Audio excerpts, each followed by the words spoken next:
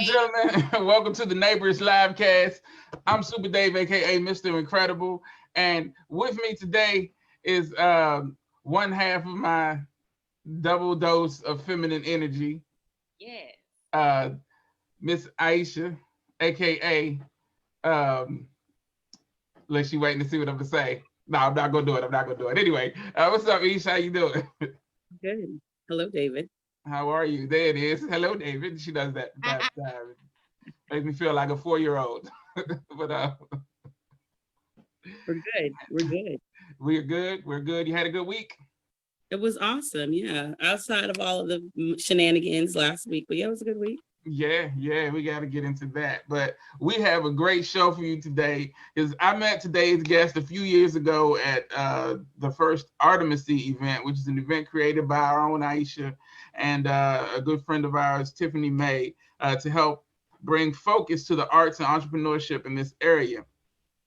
After that, and following her in social media, I found that she's probably one of the more interesting people that you'll ever meet when she's not making her living as one of the top bartenders on the East Coast and possibly in the country. I'm gonna go that far because that's how we do here. You can also see her flexing her acting skills in the Instagram miniseries, The Production Team. Ladies and gentlemen, Monniquer Peacock is with us today, and as I wanted to make sure I got it right.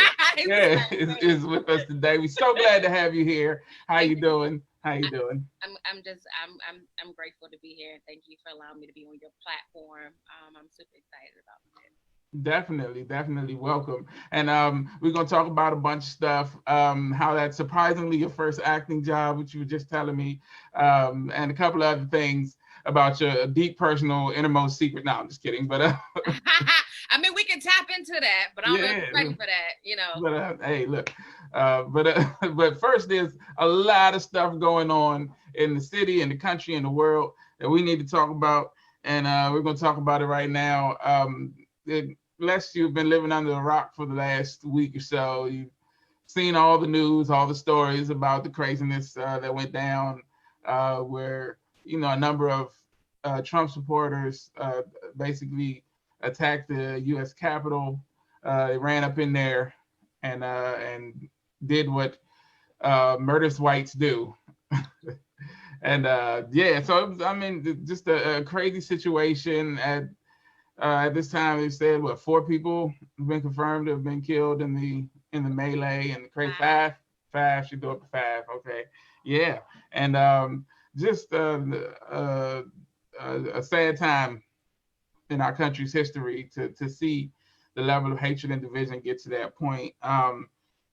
It's been talked about ad nauseum for the last week. Like, people have analyzed it from a lot of different angles, and I'm not going to get too much into. I don't want to, go over a lot of stuff that's already been said a million times. But there are a couple of things I do want to touch on. But first, I just want to get you guys' opinion on it. I'm gonna start with Ish. Like, when you saw like what was happening, like, what was your reaction to the craziness as it unfolded last Wednesday? Right. So, I'm working as I am now. And I recall saying after the election, I think it was like November 10th, when I believe it was 5 to 6 generals were either resigned and or replaced. I was like, okay, that's, if you go based upon dictionary definitions, is a coup. I said, now it's lazy and pretty, like in your face, like ridiculous, this coup. But nonetheless, President Trump is definitely trying to stage a coup. And, people, I feel like in the United States, because we've never been in this space before, we see it in third world countries, Venezuela, and on the continent in Africa and stuff like that, countries, Zimbabwe, whatever. So we don't really understand the significance of these transgressions and the acts of the individuals that went to the Capitol to take back America. To compare it to the Black Lives Matter, I thought was so disrespectful because I'll just say this, so disrespectful, but there is a lot of misunderstanding about like the first, like your freedom of speech and the First Amendment. You have the right as a citizen to express and to protest. You have that right. As soon as you decide that you want to breach a federal building and overthrow the government, that those are treasonous acts. Yeah. Like literally is an insurrection, and that is seditious. So for people to sit back and like, you're trampling on my First Amendment rights, bruh. You can go out in front of the Capitol and yell, cuss, scream, act a fool. Those stuff, whatever you want to do here. Yeah, you can do whatever it is you want to do. It's not even peaceful, but you know, there's that. As long as you don't put your hands on anybody, destroy federal property. They did all of these things. I mean, and there was Parler, which became huge after Donald Trump lost the election. And that was a space where they could coordinate and organize and discuss, but they've done this on the dark web forever. So before you go any further, because you said a couple of things that I want you to, we talked about, you put up a post maybe the day after or maybe even the day of, just kind of giving some information about the terms that people are hearing used, things like insurrection and coup and things like that, kind of defining what these terms mean, because you know it's a lot of people who are watching this stuff unfold and you don't even really know what those terms mean. So could you talk about that a little bit, like the definition of insurrection and coup, and it was another term, right? Sedition, yes. Yeah, so you heard a lot of these terms during the Civil War, because the act of seceding from the Union is essentially what they like is interrelated with this sedition. So sedition is conduct or speech inciting people to rebel against the authority or state or monarch. So the state, the United States. Our president gave and delivered very seditious speeches, like the things he was saying about him losing the election when it was a fair and free election. People were able to go out and cast their votes either through mail-in ballots, which is perfectly legal in the United States, and or in person. He discouraged his supporters from going in and mailing in their ballots, as well as, there's this overall suppression of minority votes, but that's a different conversation. Minorities showed up, people mailed in their ballots. He wanted to invalidate mail-in ballots. He had a huge campaign against the post office. I mean, mail has been impacted and directly affected by that right now. I've got packages that were mailed December 8th, still haven't seen. So, I mean, it's just ridiculous. Well, I don't know. The post office hasn't been, what they supposed to be for a long time, but it was affected though. This is real bad though. I'm just saying, with COVID, plus you got your president who's literally saying the post office sucks, they're incompetent, don't trust them. So there's that piece. So, but yeah, that's what sedition is. It's conduct or speech inciting people to rebel against the state. Right. And insurrection is what they did when they stormed the Capitol, a violent uprising against an authority or government. So when they chose to go with weapons and forcibly take over the Capitol building, that was an insurrection. That is precisely dictionary. Revolution. Yeah, right. They sound revolution. Yeah. Right. Not revolting nothing, bruh. Like you trying to move things, keep it status quo is not a revolution. Right. Exactly. Not at all. And what was the other one? So that was sedition, insurrection, and coup. Coup, yeah. So coup, which is a French word. It's got a P on the end. I was like, it's a coup. Yeah. Getting in the coop. Yeah. The full term actually, there's no E, that's coup. But coup is C-O-U-P, and it's actually coup d'etat, the whole phrase. Right, coup d'etat. Yeah, coup d'etat is a sudden, violent, and illegal seizure of power from a government. So there are legal spaces where the government will have to transition or be under the leadership of other branches. You know what I mean? There are legal spaces for that. That rarely happens, like unless there's like times of war with foreign entities, things of that nature. But when you and the crew decide, you know what, we've organized and decided we're taking this whole over, period, we coming. Right. And yeah, and parts of a coup include replacing your military leadership with your own puppet individuals, people who will do your bidding. And that's what Donald Trump did. But that's let me say that. Dictatorship 101, right? I mean, but that's been the case from the beginning with the the Supreme Court stuff, and just all the people that changed, all the jobs that changed hands over the time, a revolving door. It was crazy, like with all the people who were fired and brought in, and it had directly to do with their willingness or unwillingness to follow orders, basically. And so it has culminated in this insane, like you said, this coup of insurrection.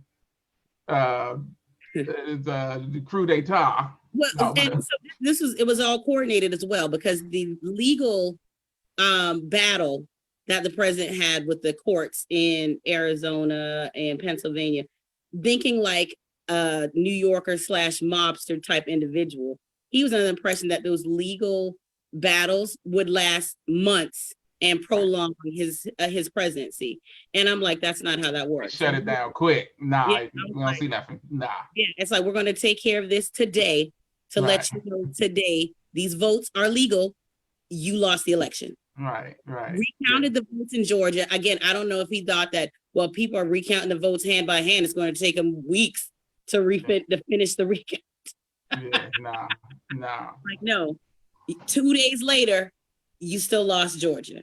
Right. Lost everything. So I want to get Monniquer's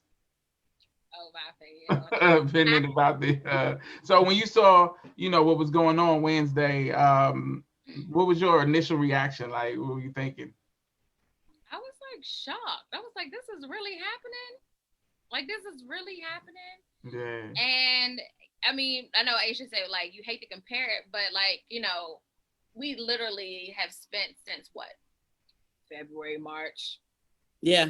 Like protesting and being violent. Black people, brown people, minority people, people of color, period, have been attacked and killed for protesting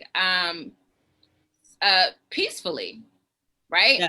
And then you have these people who have strategically planned this, these Proud Boys, these anti-systematic people, a group of people come in and just to overthrow everything.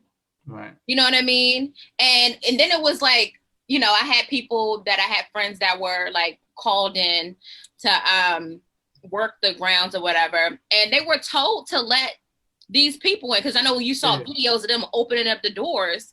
Yeah. They were told to do that. Yeah, right. Because it was so crowded. They were so outnumbered. The police was so outnumbered. They just had to let them in. Apparently, that's one of like the defense, I guess, in war. Yeah. But it was still like, you had tanks out there for us. You know what I mean? Yeah. You had gas. And then when Trump wanted to make his little photo op, he like cleared the whole street. Yeah. You did this on purpose. And then the fact that they were known to, like, people on the inside, congressmen were calling because they didn't know what was going on and they were scared for their lives, and they were calling to see if the DOD could help them.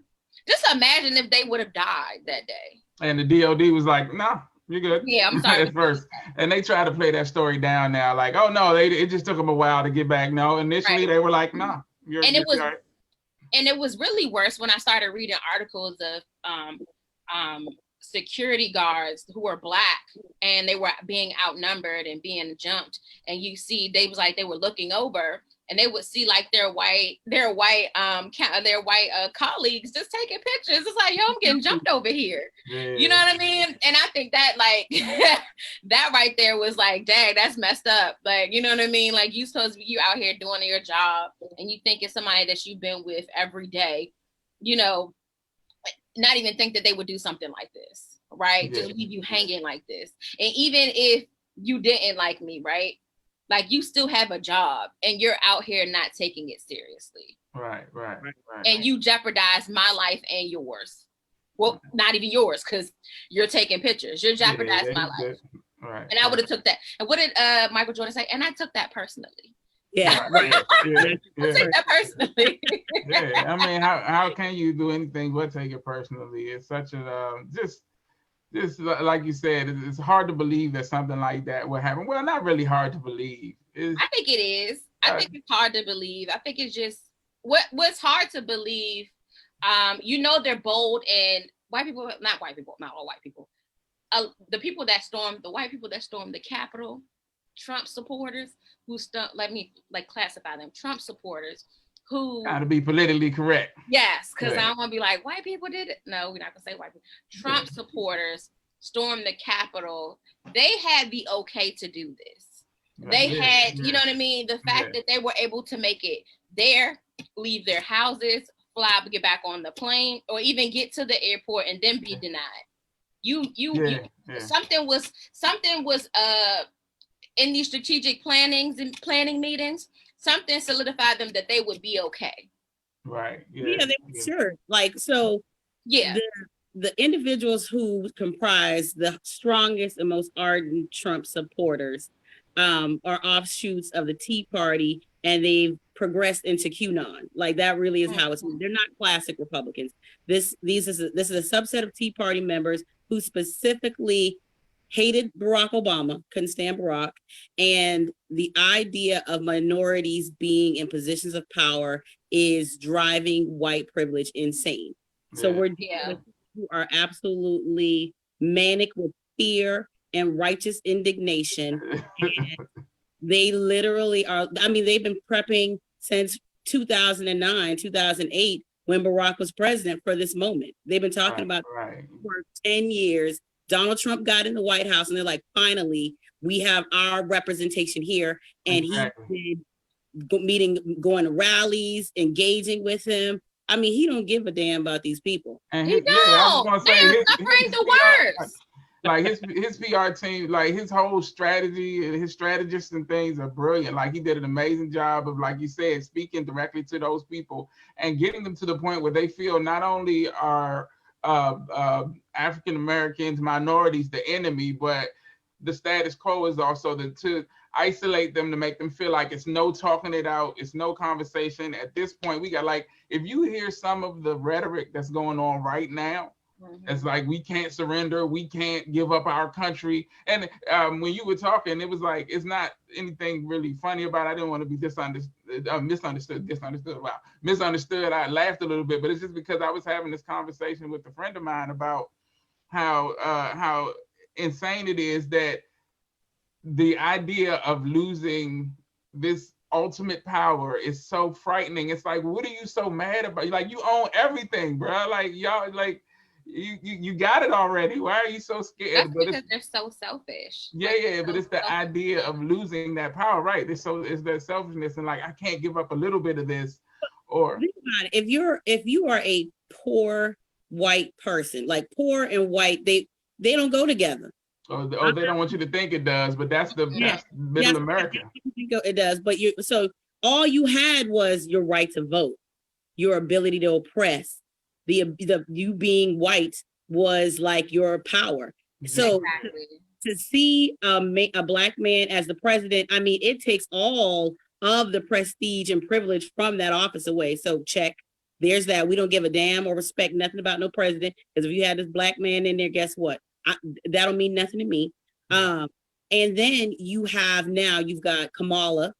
You have a woman as the first minority vice president, and it's like heads are blown. Right. We did this. We did everything in our power to stop Hillary, and then we got and then you got this. We can't even kill Biden because then she'll be in charge. Right. We can't even kill Biden because she's up to bat next. Right.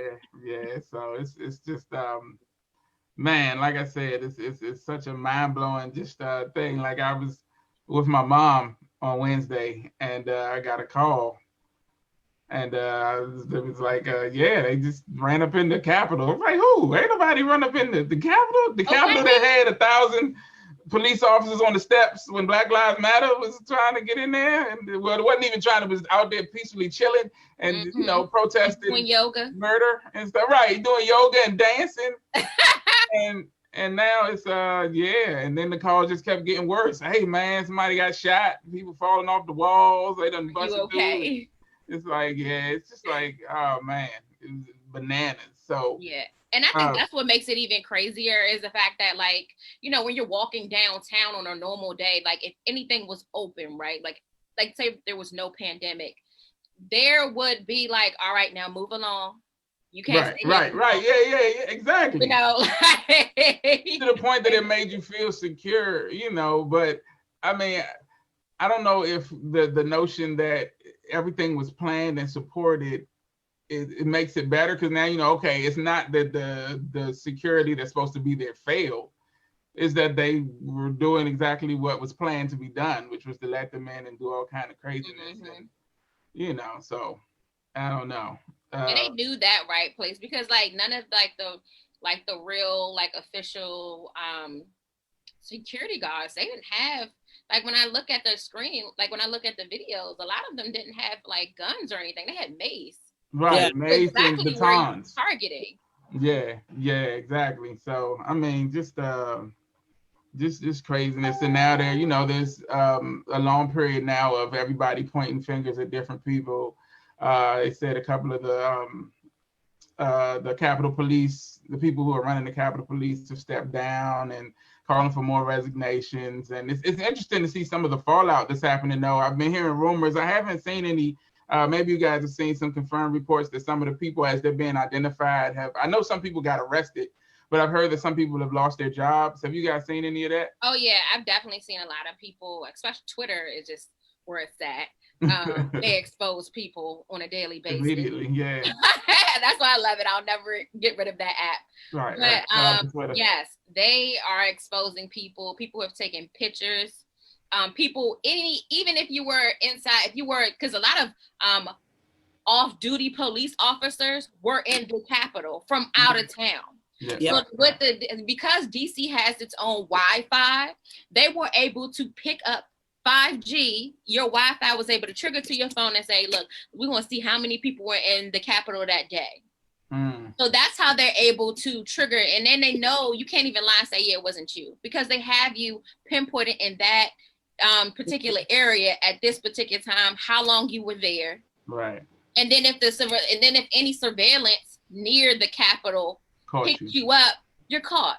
Yeah. So that's how they're catching a lot of these people. And I'm just thankful, you know, that we have the technology that we have. It's scary, but yeah. Because I feel like it's eventually going to be turned against us, but in this situation, I mean, it's already turned against us, but now we're benefiting in our favor.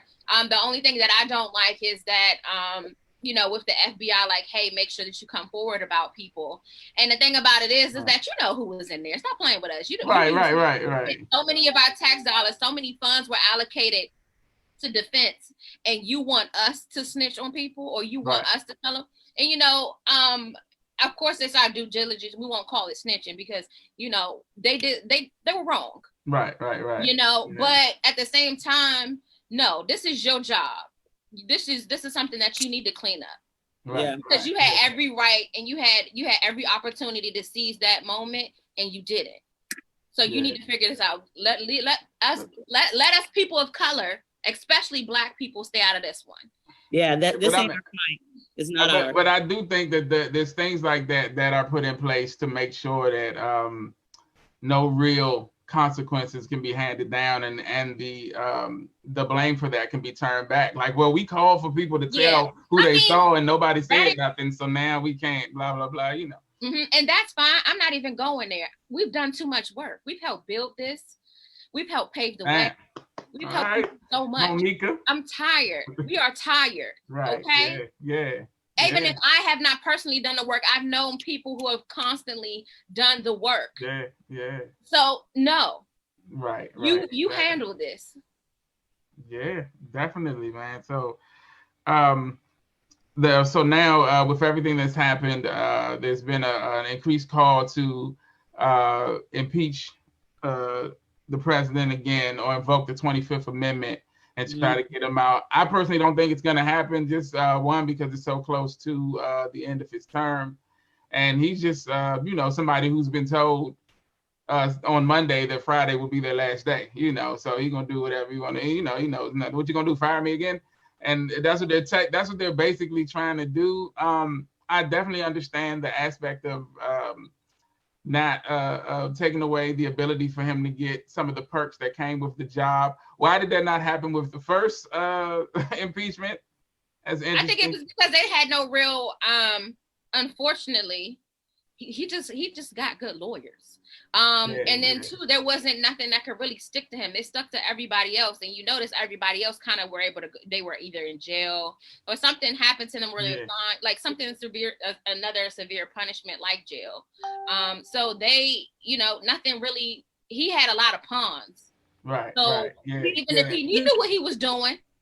Yeah, the Republican Party has been very, and I put a lot of this on. Yeah, a lot of this on legacy Republican Party. So the Republican Party is completely in bed with the Tea Party section, the subset of them, the Ted Cruzes and the Josh Hartleys.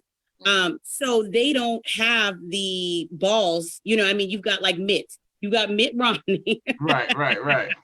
Who's got the cojones to say right. He's been the only one standing up.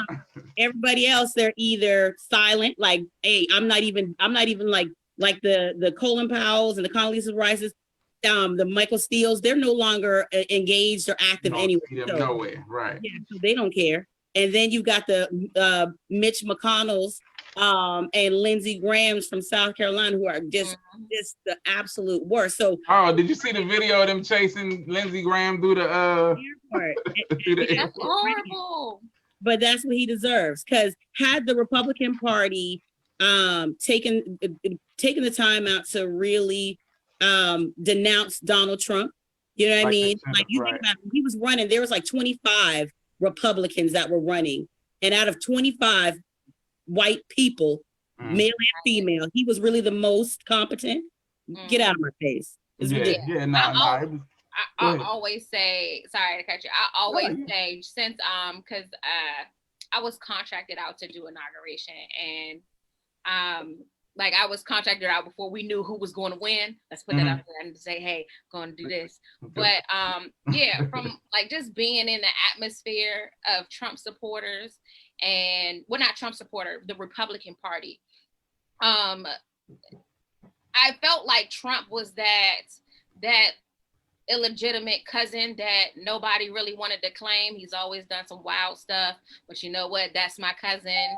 And we're going to support him in this. It's almost like he got his GED, but we're here for graduation, but we know he ain't shit, basically. And we're going to continue to support him and ride him out. And then some of his family was like, you really going to support him in this?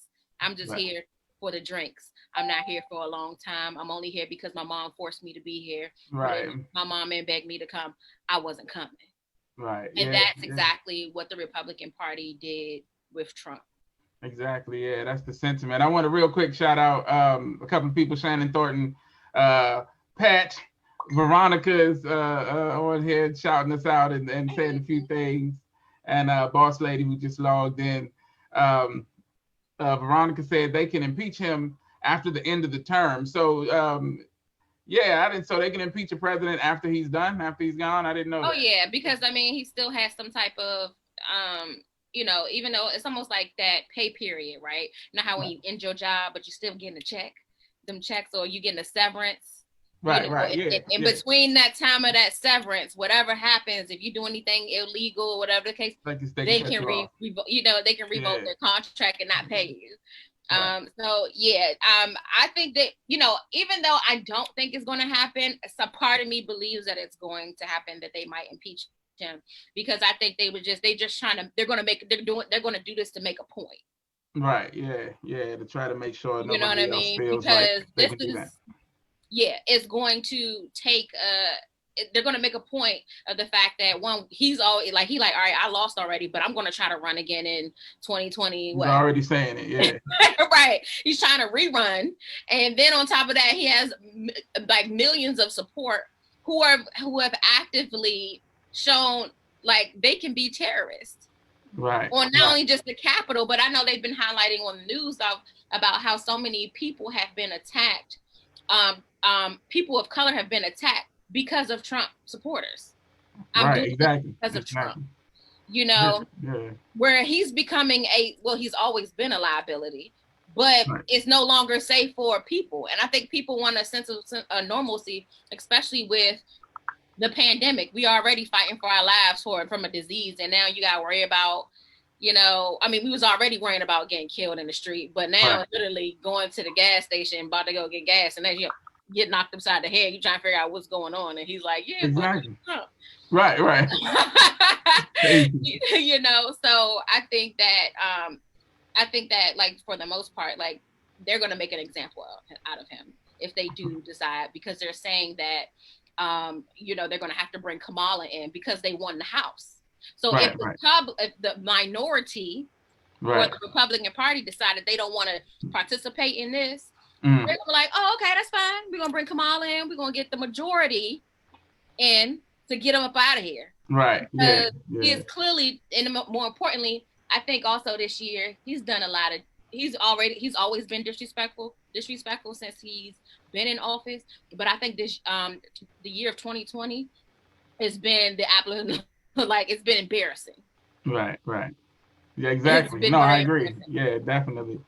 Yeah, it's been a lot, man. It's so yeah, it'll be interesting to see what they do. I follow your sentiment. Like I don't think that you know, like he's gotten this far. I don't think that it'll that there'll be any real effort, even though Pelosi is making the moves. Like she's you know, going around and feeling out the Congress and trying to see where they are. And she's saying that she has the support to get it done. So we'll see. And like you said, symbolically, if they can do it, I'm with it. Like, I mean, I feel like it's something that, you know, just to, like I was saying, to show any other person who may have the idea of taking it this far, that's not, you know, how America works and what we do here. So, yeah, I don't want to spend too much time on this topic, but I did. I'm so glad. Appreciate you guys' opinion so much. And yeah, I think that part of the healing from this whole crazy thing, not that we necessarily need to do any healing, because like you said, I feel like it's like, well, no, I mean like us, like as Black people, but not directly related to this situation. I don't think that there's, like you said, I don't think that we really did anything necessarily, you know. It was that one dude. Did you see the picture of the one dude that was standing in the Congress chamber with the hat backwards? I was not even mad at him. And I'm going to tell you why. Okay, explain that, yes. Because it looked like he was just in there like, yo, they really did this. He looked like he wanted to see like what was going on. We can't do that, though. He got that close to it or be in, like he looked like he would have never been like on a normal day, he wouldn't even be allowed past security, right? Right, yeah. So let me see what this actually looks like. If you really had like just think about it. If the world had gone bad and you had the opportunity to go up and down throughout the White House, wouldn't you try to do it? I don't know, just because like I saw a meme that showed him standing there and he had such an introspective look on his face that the meme was hilarious. It was like he's standing there realizing that he's the only one that's going to jail for all of this. And I feel like that sentiment is what, you know, pretty much it was. It's like, why would you stop? We got to stop following them. You know, it's like, come on, bro. Stay, like you said, let's stay out of this one and let them kind of work out their mess. Because, I mean, fighting with the police, who they supposedly, like the whole Blue Lives Matter thing went out the window when they was ready to, you know, kill everybody. But yeah, so let them sort out their stuff. We needed to kind of stay far away from that whole argument, just because, you know, it's not, I don't think it had the gravity that they tried to make it have in history. Because like my sentiment, I was talking to a coworker the other day, like, so what's the plan like when none of this does anything, when like Biden is still sworn in, him and Kamala are still the president and vice president. But like I said, the rhetoric is scary right now. Like there's a lot of, you know, seeing that other side of social media and just the sentiment in and of itself of like, well, we can't lose, we can't let this happen. So if this doesn't happen, like I'm worried about what's the next plan, like what they gonna do. Apparently, they're planning on bringing guns, like they ready for war. You know what I mean? And I was just like, I need to hurry up. Like that was like, my stimulus need to come so I can just go get this gun. Right, yeah. Because when white people get scared or when they feel like they're inferior, it's a repeated history that they come for blood and they'll wipe out a whole town if they can. And this was prime example. Like, we always hear about the Black Wall Street. We hear about right, exactly. Like back in our history, Rosewood, like these Black prominent areas. Chocolate City DC used to be a Black prominent area. You know what I mean? And you literally came in and literally destroyed a part of DC. No telling what you would do. And then they've been finding bombs. And the DNC and the RNC. So no telling what you are doing. And you have people like the Proud Boys or off-duty police officers or retired military, or like some people might say, like I heard this white man say, crackers. That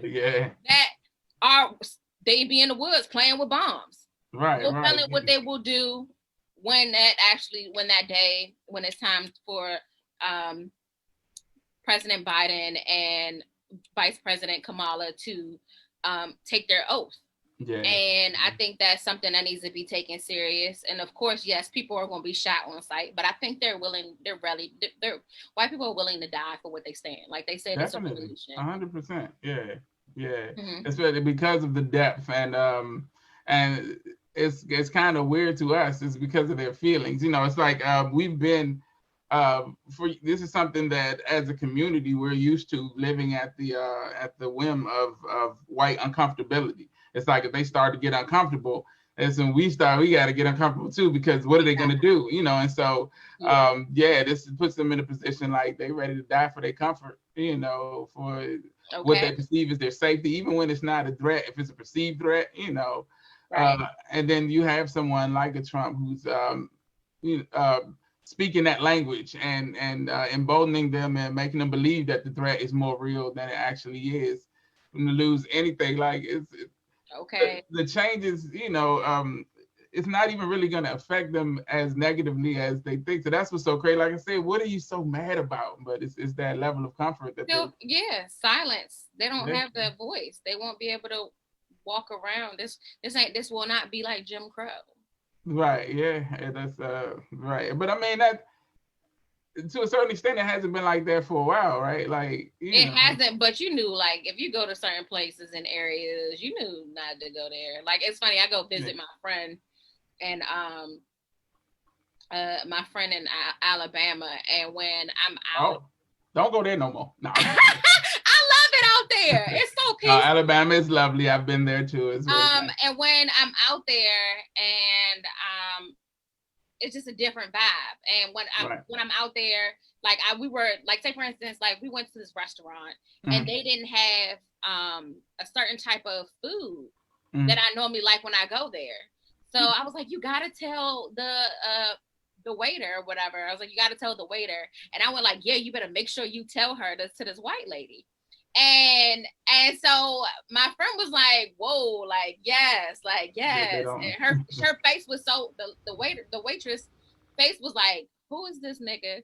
Like in my face, waving her finger. You know what I mean? And I didn't think of anything. And like I'm like, yeah, girl, like tell him. More just like, it wasn't even that serious to you, but she got that white uncomfortability. You lucky you ain't get shot in Alabama doing that. You need to calm down. If they hang me, they would. And it's been numerous occasions where I have been out down there and people are like, where are you from? You're not from here. Right. You know what I mean? Because a lot of Black people down in Alabama, they are still complicit. My up south self will be like, oh, hey, white people, right? How you doing? And they like, who is it? You know what I mean? Like, who is this nigga?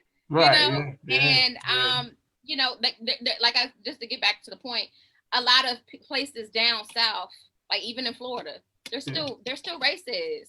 Like, Right. Yeah. Yeah. It and hasn't you know, changed. It black hasn't changed. people have been complicit, and they don't know anything other than being racist. If you go to certain parts of Ohio, Yeah. I Dave mean, Chappelle talks about it all the time. yeah. Yeah. It's definitely all over. You know, this country. We see it a lot. The Middle America and you know, the South, different places, everywhere basically. There's that undercurrent, and it's not even so much an undercurrent anymore. And there definitely has been an uptick since you know, since Trump gained office. And so just, you know, hopefully the changes that need to be made will be made in that respect. But I don't know. But let's I just want to talk about a few other things before I get into asking you a whole bunch of questions about your life and stuff. Real quick, at last report, super producer Dr. Dre was still in ICU a week after the news broke that he suffered a brain aneurysm. As you know, Dr. Dre is, of course, the genius behind the West Coast sound for many years. People like Ice Cube, Snoop, Eminem, 50 Cent, among many others. And a person who we had on as a guest a couple of weeks ago, producer Mark Bird, who's a good friend of his. You know, I spoke to him a little bit about the situation, and Dre is trying to pull through. You know, but he's still in the hospital. So, you know, our hopes and prayers go out to him and his family. He's definitely I think he's the first black billionaire from the music industry. I want to say it's either him or I know he did it before Jay, but who Dr. Dre? Yeah, I think so. I think that the Beats took him. It took him over there. Yeah, over the top. Yeah, and he makes really good headphones. I don't know if he makes them himself in his basement or if a company. No, I'm just playing. But no, he's but yeah, man. You know, definitely praying for his recovery. Our old co-host, I say our old, but y'all know Jay Sun used to host with me. He stepped away this year to focus on his a couple of things, including his music career, and he has his second of a 3 mixtape set called Jay Sun for President. The second one is called El Presidente. It's coming out January 13th. It's fire. It's a lot of dopeness, so y'all check it out. Shout out to Jay Sun for making those moves and getting back to his music, which was, you know, kind of the heart of his whole thing there, and it's really good music, so y'all definitely check that out when you get a chance. Let's see. I also wanted to talk a little bit about it's been announced this week that the coronavirus, remember that? Remember when that was a big thing? No, but the vaccine rollout has officially started. It's been reported that DC Mayor Muriel Bowser has set dates for the first groups to start planning to get their shots. I haven't heard anything. I've heard rumors, but I haven't seen anything official about any mandatory, anything being mandatory at this point. All they've done is set dates that people can go. And of course, they're starting with their first group, which is, I think, people over 65 and frontline workers. And then the next group includes like teachers and people in healthcare and who deal with children and things of that nature. And, you know, on down until they get to pretty much everyone. And we've talked a little bit on this show since they've been talking about a vaccine, about the idea of receiving the vaccine. And I just want to get your opinion on it. Mo, if you, you know, do you think you'll take the vaccine? Have you thought about it? I'm not taking it. If I've survived this long without it, right, why would I take it? Right, yeah. Then on top of that, everything, they don't even know how this stuff works. They still don't even know how the coronavirus works. Right. They're willing to risk people's lives. Yeah. In order to make the world safe. Yeah. And I'm just not going to be that type of risk taker. I support anybody who wants to do it and want to be on the front lines for that. Kudos to you. Right. I'm just not going to do it. You know, and it's sad because like when they talk about the vaccine, like I think his name is Dr. Fauci or whatever. Yeah. Anthony Fauci. Yes. He talks about how like there are so many different forms of vaccines, like 3 different types of vaccines out, right? Right, and right, then right. even with those, it's still not guaranteed. He's saying like, hey, I watched a video or something to him on the news, and he's like, yeah, if you have a pre-existing condition or you have some type of health illness or you're taking multiple medications, this might not be for you, because that can offset all types of things. Right, right. Listen, yeah. So like, you know, you're not even, so you basically, and then after that, we're hearing so many things about how people, and it could be rumors, Right. or, you know, but you're hearing about people who are healthy, who are getting these vaccinations, are even getting really bad side effects from it, or they're dying. Right, right. So yeah. I'd rather just risk it, you know, and just continue to do me, like eat healthy, take my vitamins, you know, right. work on being healthy like I have been. I didn't get the opportunity like most people to stay, you know, to stay quarantined. I had to kind of like work through that.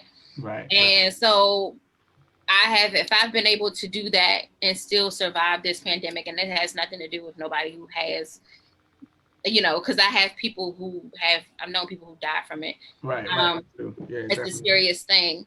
Yeah. But we need to take more precautions about how we're moving and how we're handling our day to day. A lot of people are nasty.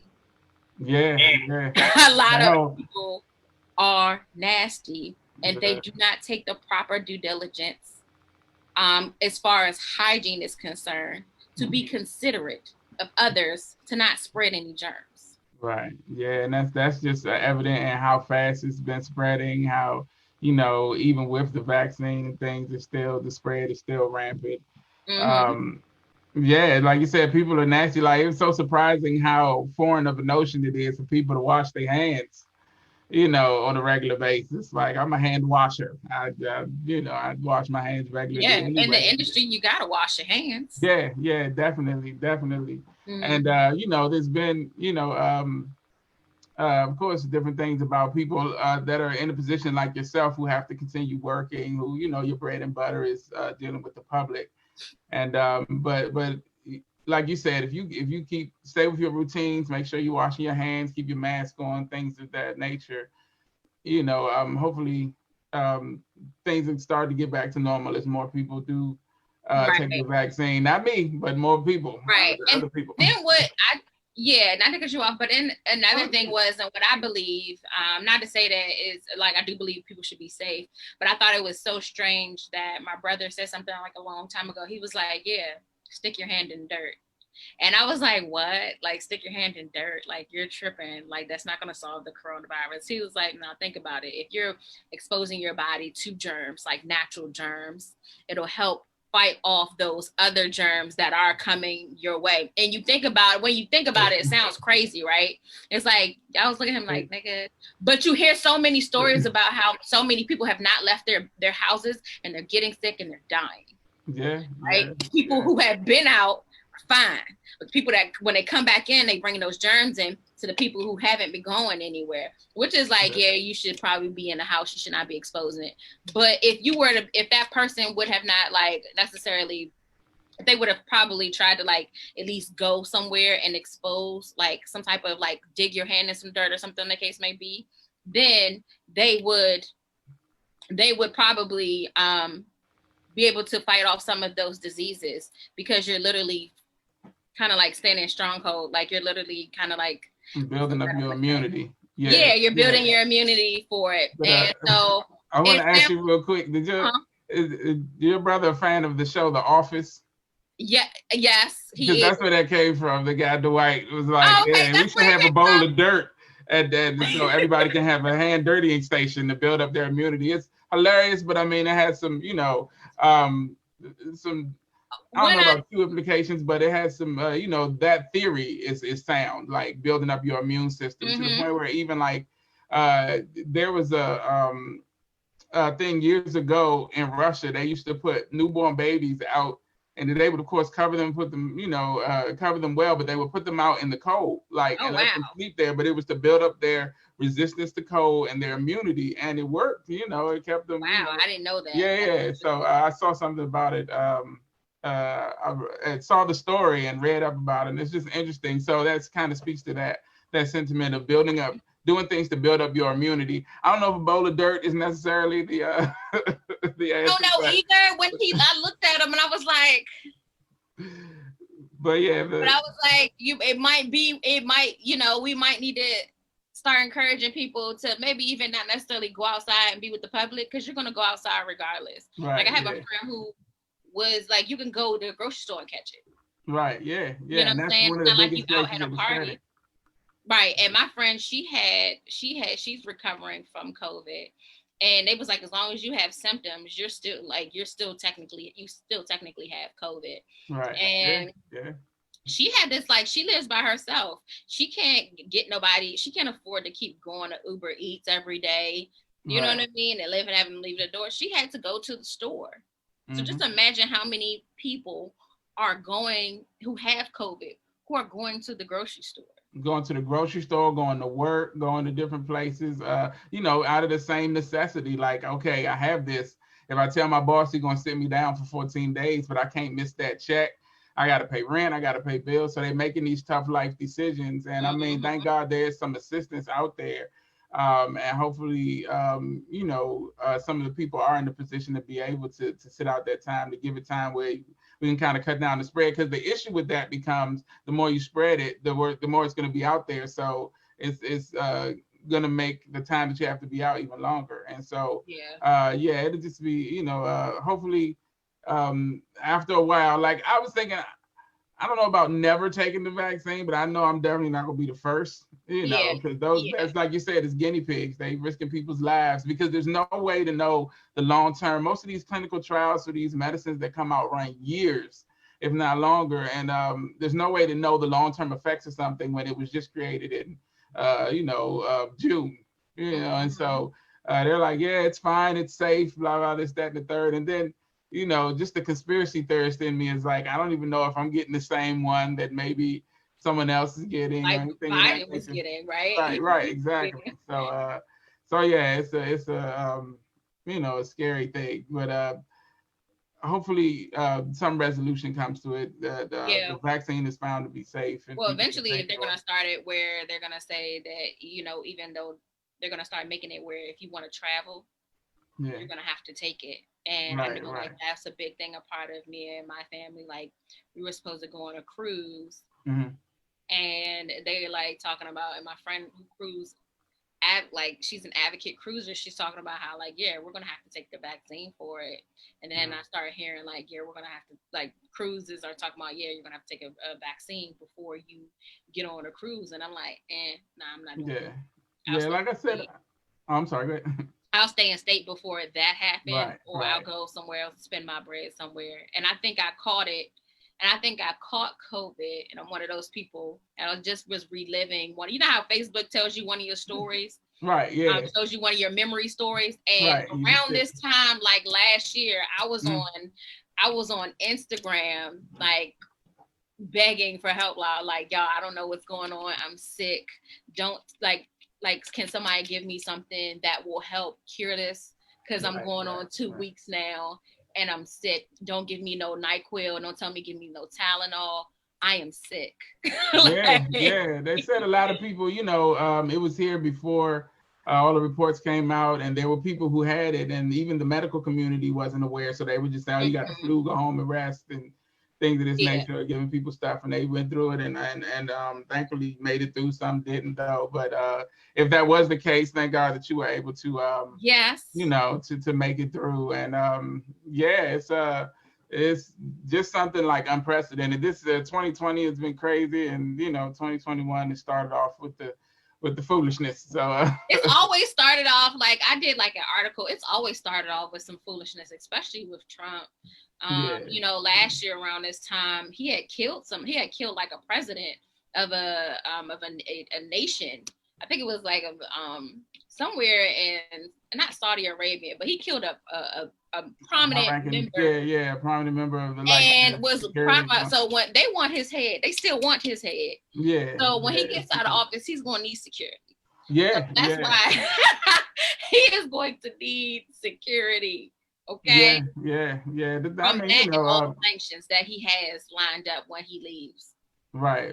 People on that level tend to have, ways to stay safe, though. They have bunkers and things of that nature. So, but yeah, but yeah. So I want to talk to you a little bit about your life and your experiences and what you got going on in the world. So I always start with the same question. I ask all my guests the same thing. It's just a little bit of introspection, thinking about young Monniquer. Yeah. I got it. Yeah. Going back to when you were younger, if people asked you when you were a little girl what you wanted to be when you grew up, do you remember what you would tell them? Yeah. I wanted to do two things. Okay. I wanted to be a Disney Channel star. Yeah. And I also wanted to be a doctor. Okay. I know exactly. Yeah, no, I mean, I can see it. That's so Monniquer, Yes. I wanted to be the next That's So Raven, okay? Yeah.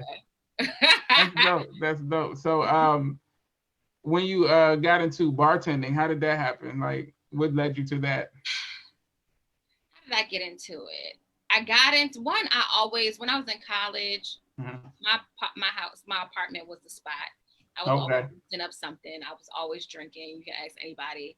And then I always wanted to get into bartending, but I just never kind of really knew how. And I was going through it was crazy. I was going through a breakup. Okay. And I was in a Bible study because people run a church. Amen. Crazy. Going through it. Yeah. I did the typical thing. And I was in church, and this girl that I met, who actually became one of my good friends, she was like, "Yeah, I'm a bartender," and I was like, "Oh, really? I want to learn." And then so she kind of showed me the ropes, and I kind of just took off from there. Nice. So, because you said your background, you started in marketing. Yeah. And that's what your degree is in. Did you work in marketing before you became a bartender? Yes. So prior to that, me getting into that, I was working at nonprofits. I also worked at Uber. That was majority of my career. Not driving. Right. Office, because people were like, "Yeah, you drove for Uber." No. People you said I was a vehicle technician or something. Yeah, I was working in their office. In the office, though, cool. Yeah. Cool. And that was just a prevalent experiences, and I love them for that, and I still keep in contact with them. But most of my background is in tech and tech marketing, products and the operations of it. Because marketing is very broad. Most people think oh, you're gonna promote this, like some people are not meant to be the promoters and the sellers. Some people are meant to just be in the background, creating the ideas, helping with operations. Right. And I'm the girl. Okay. So I was doing that for about 2 years, and in the midst of that, I had the opportunity to still bartend. Nice. And I got to do a lot of events, and it opened up my eyes, like, wow. And then once I left Uber headquarters, I tried to do other contracting roles with marketing, and they just were not lasting long. So eventually I just there was a period where I just went full throttle, where I was doing nothing but events. Okay. For bartending. I worked in a bar probably for maybe a year, and then I had quit because somebody put their finger in my face, and I just was like, "Oh, yeah, you can't take that disrespect." Yeah. Yeah, no. Yeah, because it wasn't the same way you had did the thing with the lady in Alabama. She was like this, and she was a white lady too. Yeah. So, but that endeavor into bartending has paid off. You were just telling us before we started that you entered and won a cocktail competition recently. Yes. So that's dope. Yes. So there is in the DMV area, there is a nonprofit organization called Chocolate City's Best, with a group of talented minorities in the industry, bartending industry, and hospitality industry, got together and started creating platforms and opportunities for other minorities and people of color in the hospitality industry. And one of the ways that they do it is they allow you to compete.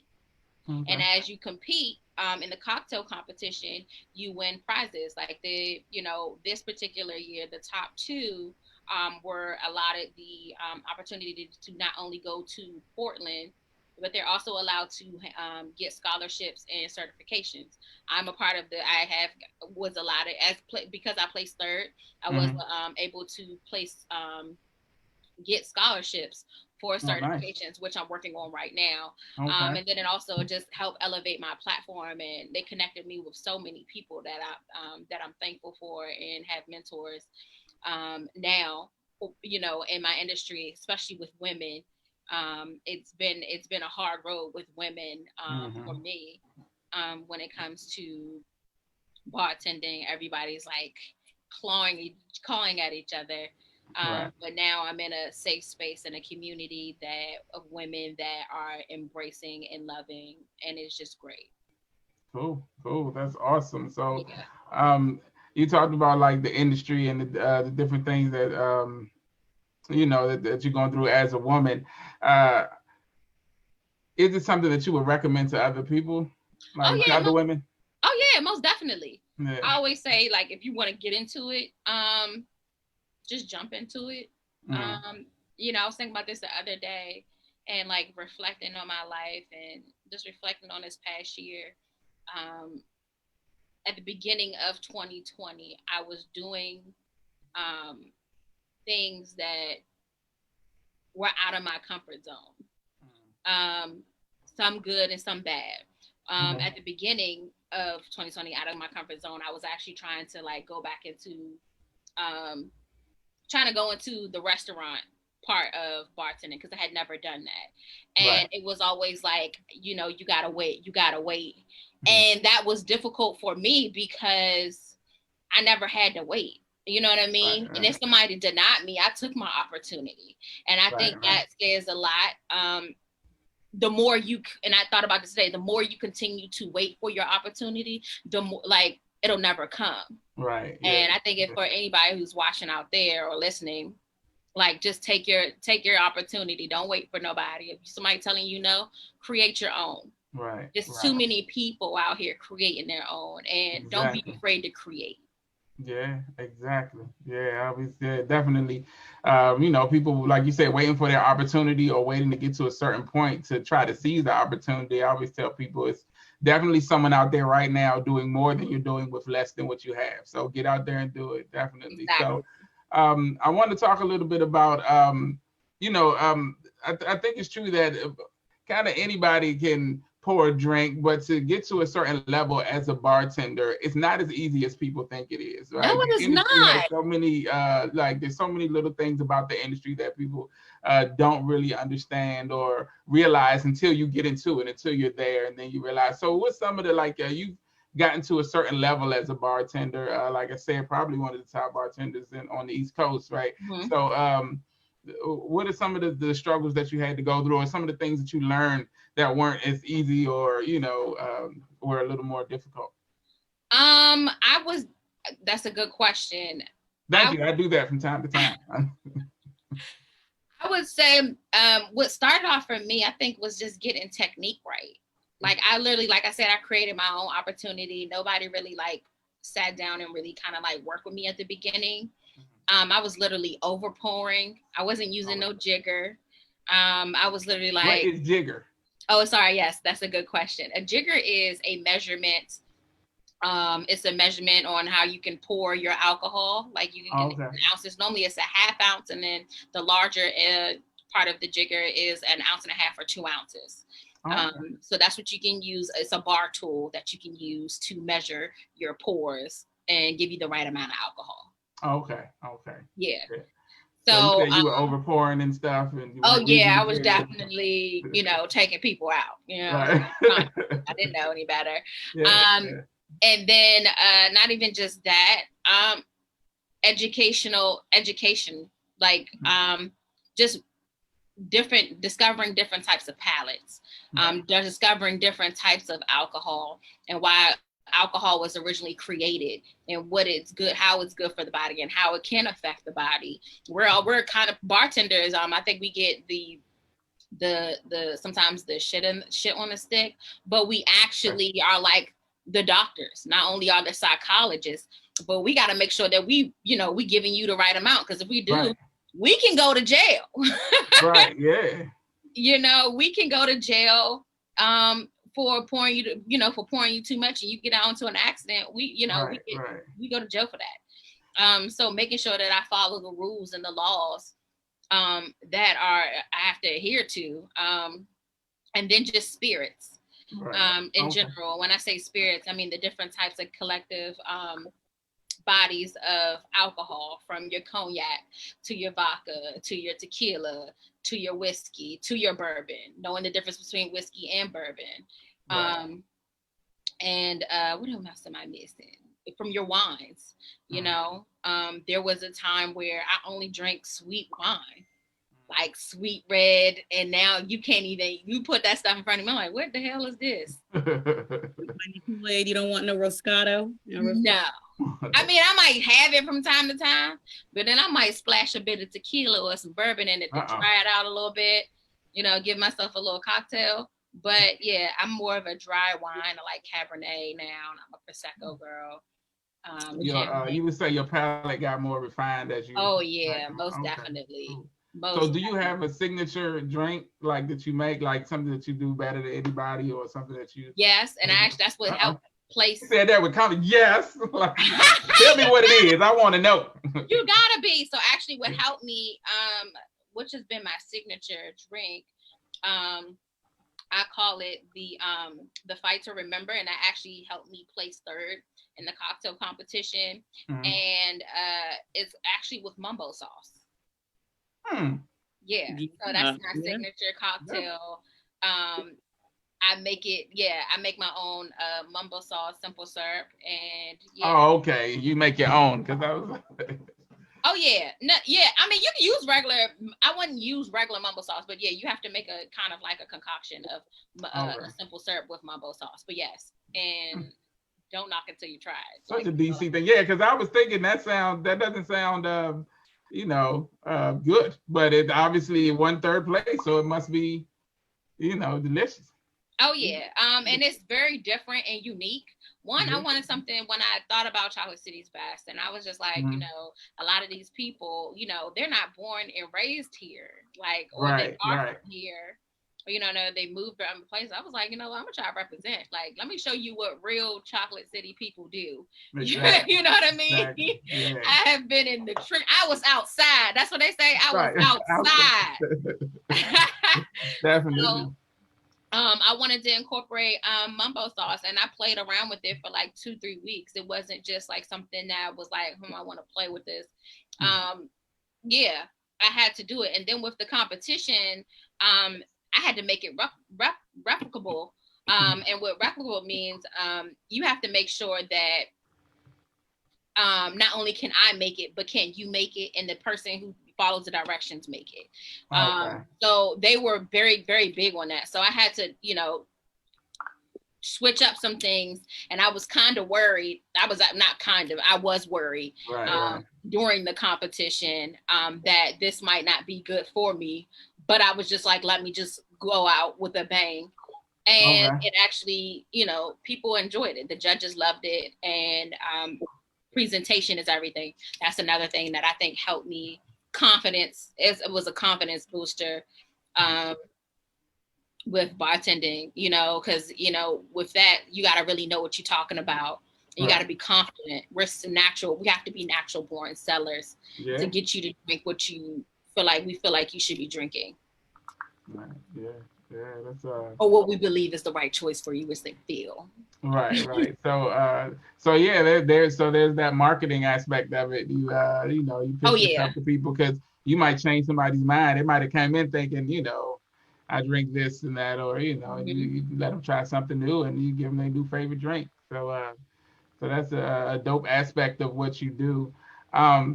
You talked about the level of confidence that it takes, and you know, in the business basically, and how much you have to be a marketer, and how much you have to sell and things like that. Um, so how much did that marketing experience, or do you use it on a regular basis, or? Oh yeah, I have to use it. Yeah, with this whole entrepreneurship thing that I've been doing, yes. But I've definitely used it when it came to bartending. One, I had my own like mobile bar. I have my own mobile bar. Oh, really? Business. Yeah, so you can also book me online, or Okay. email me, and we can discover prices and packaging. But yeah, I had to start from just marketing, period, my own business, and contracting myself out. I think marketing wouldn't have, if I would never done the networking and marketing for myself, most people wouldn't know who I was. You know, and I literally had to put myself out there. Right. You know, like, and make myself be seen. Sometimes I don't even like being seen, which is weird, right? Like, you know, I'm an extrovert. Well, no, I'm an introvert extrovert, or extrovert introvert. I'm the same way, introverted extrovert. Yeah. So. Yeah, like where I am all in everybody's face. I can be very mixy, all like the life of the party, and then after that, it's like, all right, y'all, I'm out. Right. Also cherish your personal time, your personal space. Like I need to recoup. Yeah, that's exactly what it is. An introverted extrovert. I'm the same way. Like, can be out in the life of the party type person, but you know, you just need that, you know, that downtime, also that personal time. You need to read because a lot of people's energy, you know, it can be a lot to consume. So. Yeah, definitely, and it can affect your energy. You know, you try not to let it, but it definitely can. Yeah. So I want to talk a little bit about your endeavor into the acting field. Yeah. And because you are part of this this Instagram shows, Instagram miniseries called The Production Team. So how did that come about? How did you become a part of it?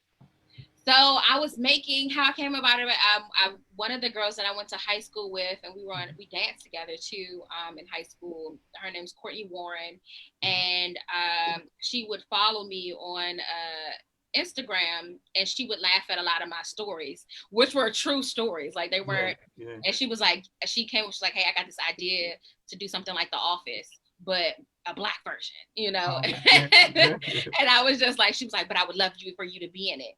And then I was like, I don't know, I've never acted before. Right. And then I was just like, all right, cool, like why not, right? And so I did it, and it was very fun. It was very fun. Got a chance to network and hang with everybody, and I got the opportunity to kind of like show my personality on screen. Most people only get my personality if you're in person or if you follow me, but you really got to see me, and that opened up another layer of confidence with me as well. And just working through the kinks of that, and you know, so maybe one day somebody do find me, you know what I'm saying? Right. You know, be ready.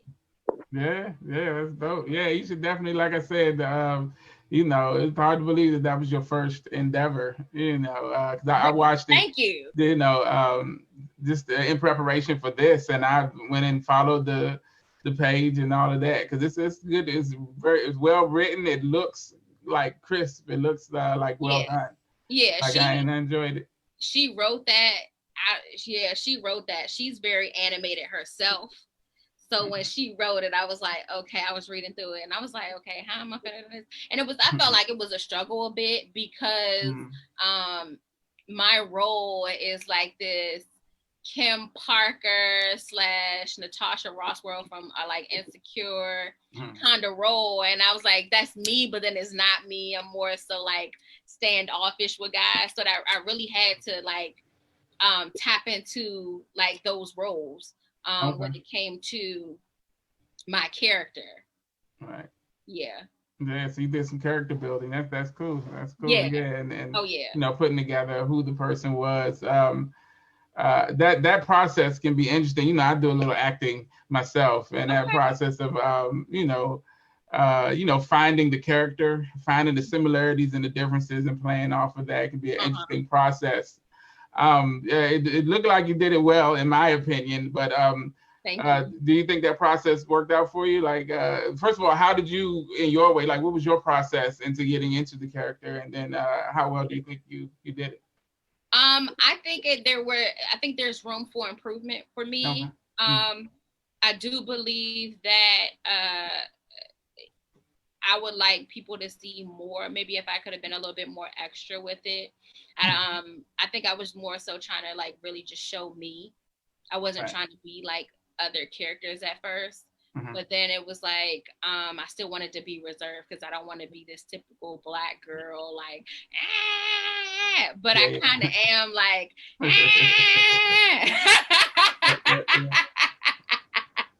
You know, but I'm like that, you know. So I think that was my like real big struggle, not being a stereotype, but also while still shining. Right. Yeah. Yeah. Yeah. But I loved it. I look forward to next season when we do it. And I can't wait to see what she does next, what she writes next, Yeah. next series. That's dope. That's dope. So it's on Instagram. What's the page where people can see it? Yes. So for people who want to see the TV production team, you can always go to @TV underscore production and team. Sorry. So yeah, TV under the I think yeah. So TV underscore production team, and it is it's a fun show. You have people like Cal, who is also the great producer and camera guy. Then we also have a few people like James and Brian, who are part of Future Band DC. I don't know if you guys are familiar with them. A lot of them, they're artists in the DC area. They also went to college, and I think you too. What's that? A&T, North Carolina, North Carolina A&T. Yeah, so they're big, prominent alumni from there. So it was just a great group of people that got together, and we kind of like blended. We kicked it off. We kind of kicked it off. It wasn't like no shy thing, and they handled it so well. They kind of like, cause I was like, oh, all bashful, like ha ha ha ha ha ha, and they was like, oh, get in there, you got this. And it would be sometimes behind the scenes when between like in certain scenes between, I know when the character James and my friend Courtney, they would be so in tune. I'd be like, dang, you know, I forget my lines. And I get how actors and actresses do that now. Like they be so into the character or like whatever's going on, they forget their lines. Yeah. So that's exactly what happened.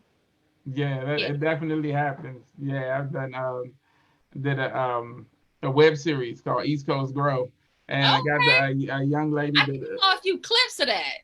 Oh, okay, yeah, about the marijuana cultivation center in DC. Yeah, and the young lady who starred in it, Devin Thomas, we've had her on the show.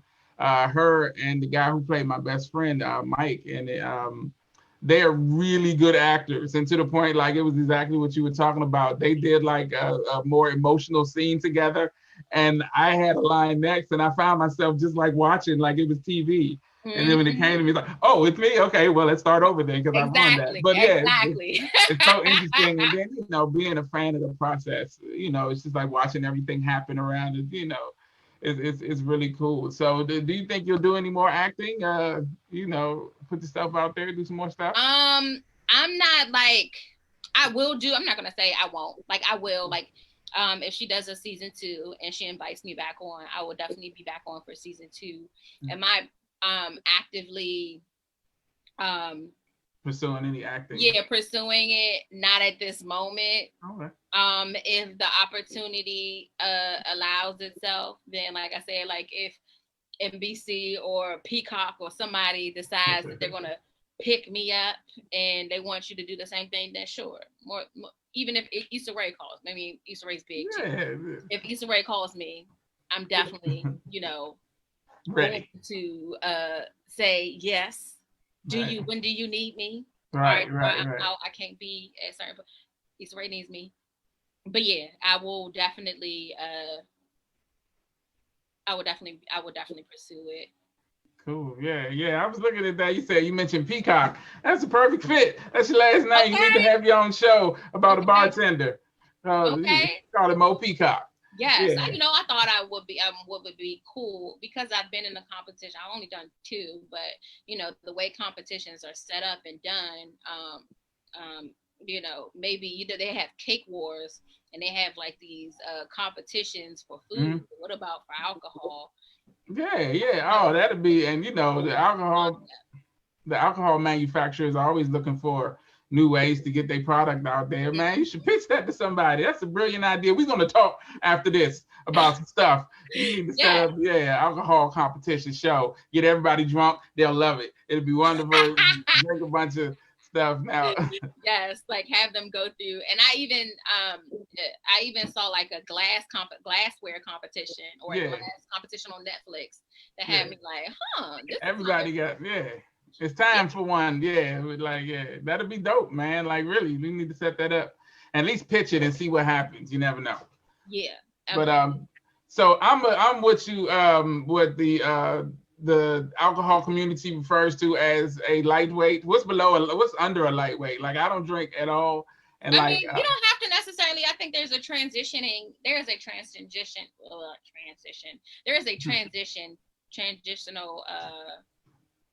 No, not going to say transitional. Okay. There is a growing trend for non-alcohol or low ABV cocktails, and low ABV is low beverage volume, which are literally little to no alcohol. They might consume alcohol. They might have a little bit of alcohol, but it's not something that's gonna have you like, ooh, like pause. Like if you were to drink a regular margarita. But I think in 2018, 2019 is when the trend started, and it's been a growing trend. A lot of bartenders are starting not to drink anymore. They've developed drinking problems. Yeah, I can see how that would be a hazard of the job. Oh yeah. Access. Oh yeah. Or they just decided that they never drink. Like or they just don't want to drink anymore. They've done it. They've been there. They've done that, and they're trying to do things a little bit more serious. Like I know I had a friend who was just like, I had to stop drinking because like I just couldn't do that and then try to get back up and do work the next day. You know what I mean? Like, and I get it. Like, and that's how I'm slowly starting to be. Even though I still have my moments. My moments are still like, oh. Like I had my moment on Friday. I was literally folding clothes and drinking. And I was like, ooh, I'm drunk. Did you get the clothes folded though? You got the clothes folded. Just about. Oh, okay. Well, just then maybe you need to ease up a little bit if you can. Right. So it was just like, alcohol is an extreme drug if you let it overpower you.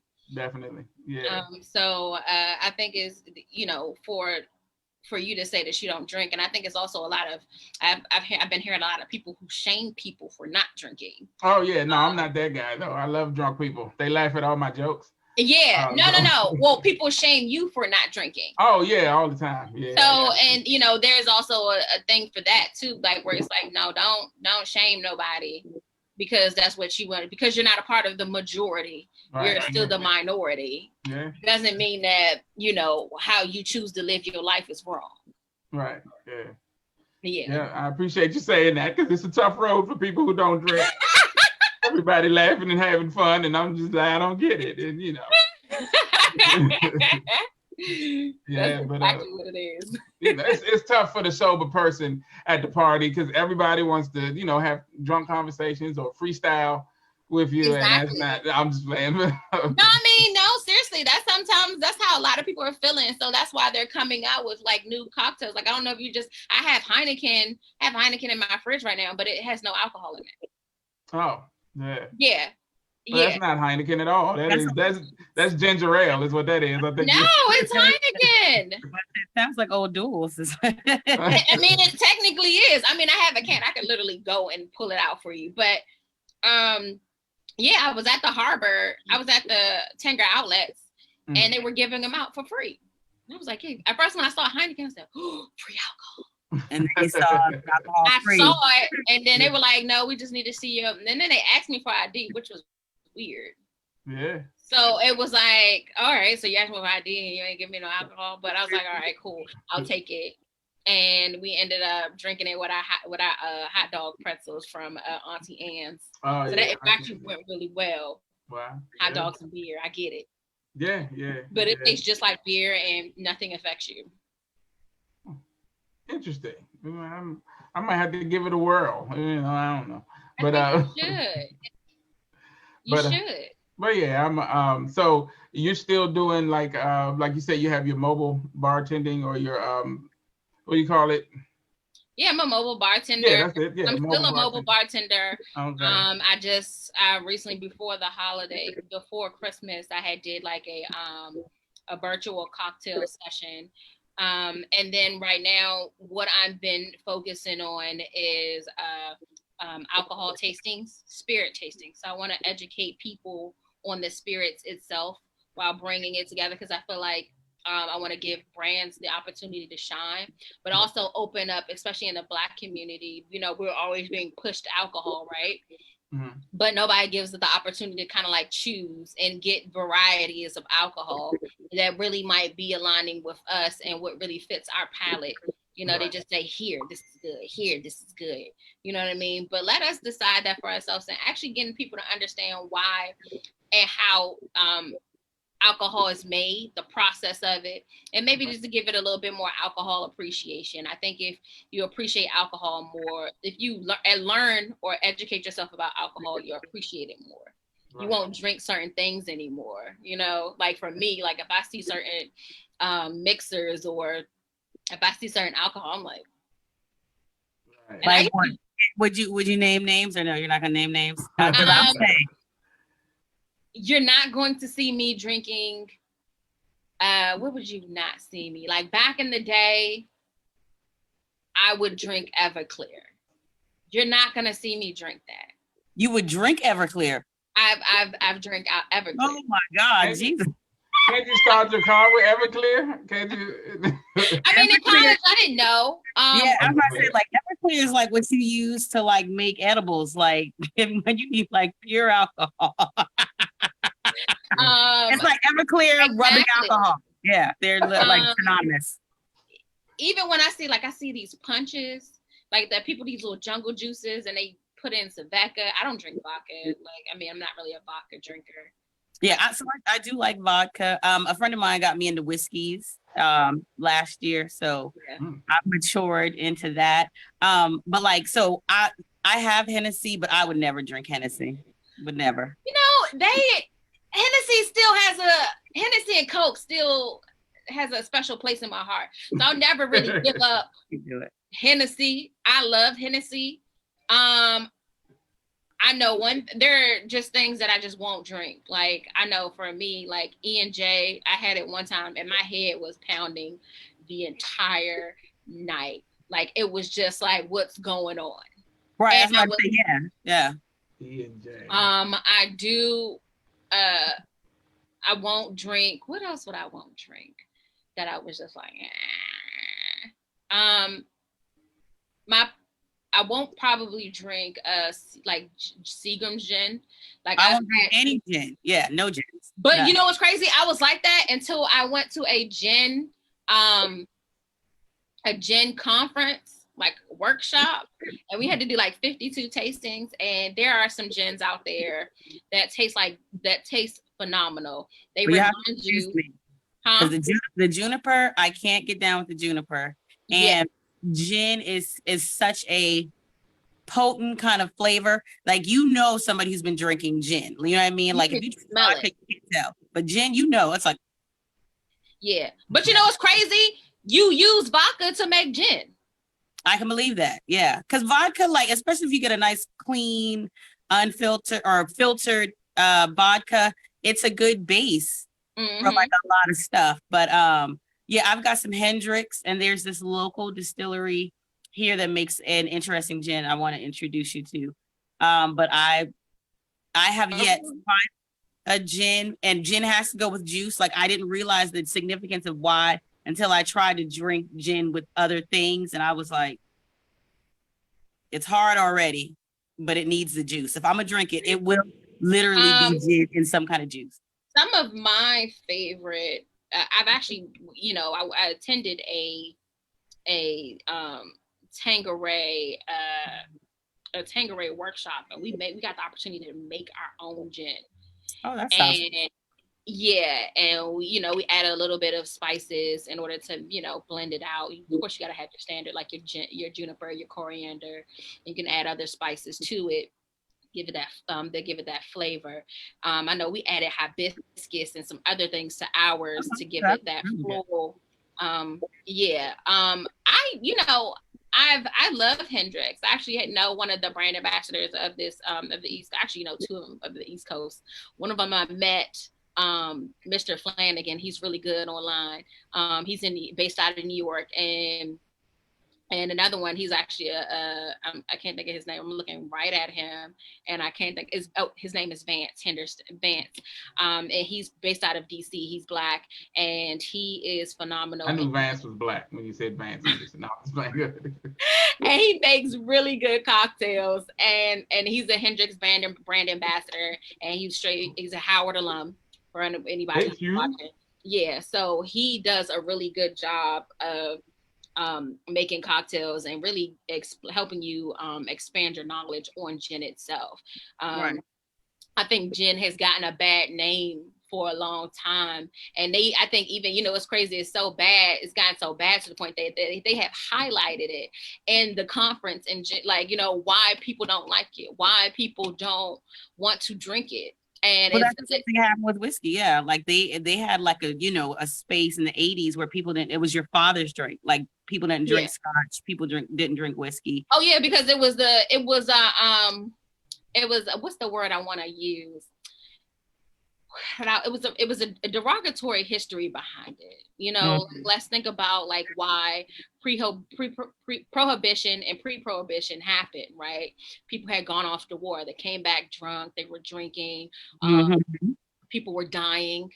Even it started from and somebody brought it to my attention. I didn't even think of it that way, but she brought a great perspective. Her name is the Collectress online, and she was talking about how originally, the prohibition started behind, white women, and I was like, what? Yeah. There's racist implications. And I thought she was crazy. Then I said, you know what? Nope. And for people who don't know, they talk about the suffrage movement, and a lot of those issues, they were getting either attacked in their homes, and they wanted the right to vote and all those things because they didn't have no rights back in the day. Right. Even as a bartender, as a female, you could own the bar, but you better not be behind that bar.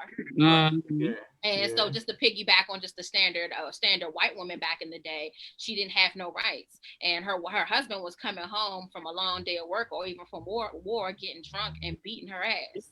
And after a while they was like, enough is enough, let's go out here and fight for this.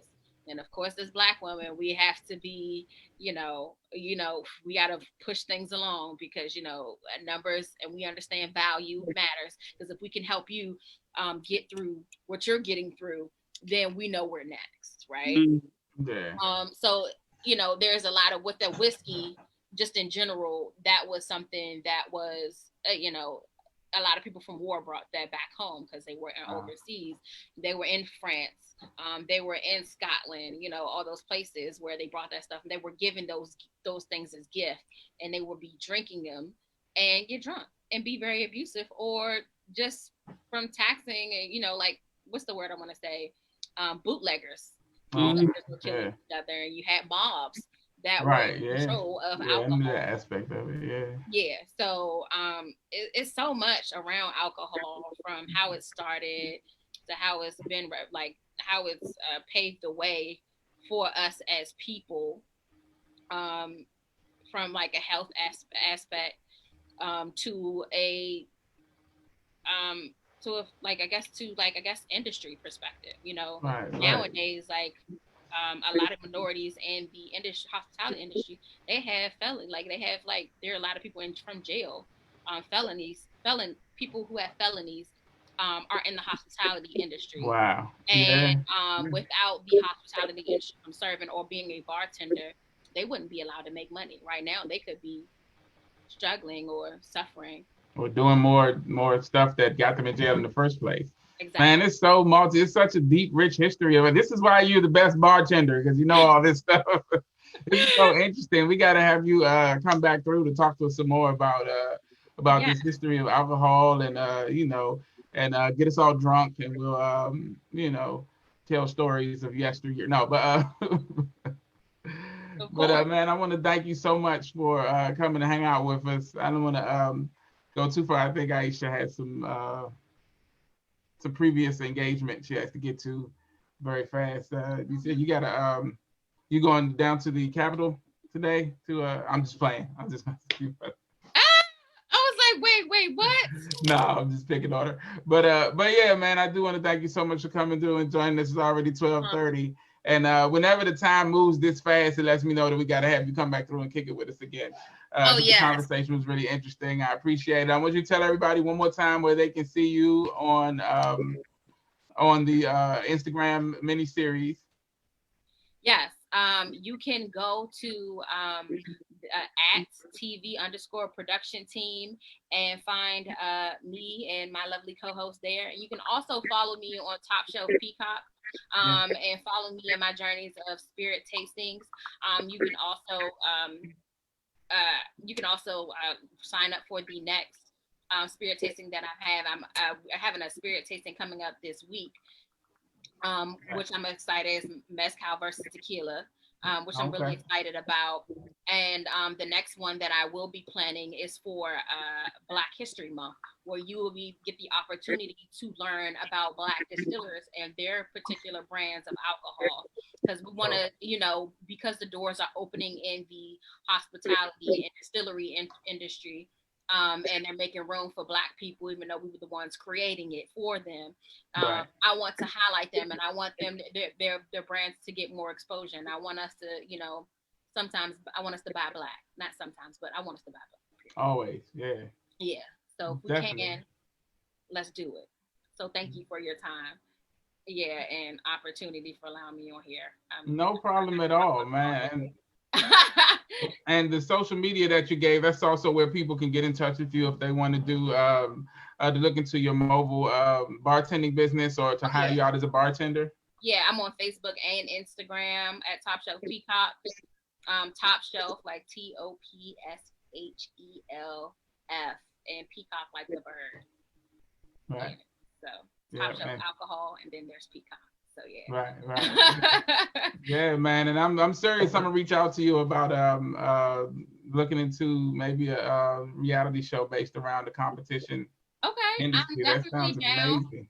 I'm definitely down. Something that would be great to do. Yeah.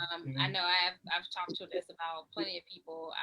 I'm not really I probably would rather be just the planner operations, but I know some good people that have been in the spaces of competition after competition, and they just killed it. So yeah, I'm down to talk about it. That's dope. All right, yeah. So we'll dig into that. Isha. Yeah, no, I didn't have anything else. I got this is the third call. I got somebody on the line, so I'm gonna have to do. All right. So yeah, with that being said, thank you guys so much for joining us for another episode of the Neighborish Livecast. On behalf of myself, my feminine energy, this Aisha, and our esteemed guest, Monniquer Peacock. Yes, thank you. Yeah, I got it right. Okay. Because I know I'm messing up at some point, but I'm glad I made it through the whole show without doing that. Good. So thank you guys. Check us out next week. We'll be back with more guests, more great conversation, more information, and more fun. Y'all have a great week. Take care of yourselves and each other. Watch out for the murderous whites. They're out there. No, but I wasn't ready. But hey, they out there taking over stuff. But yeah, y'all be safe, be happy, be loved, and keep grinding. All right. Peace.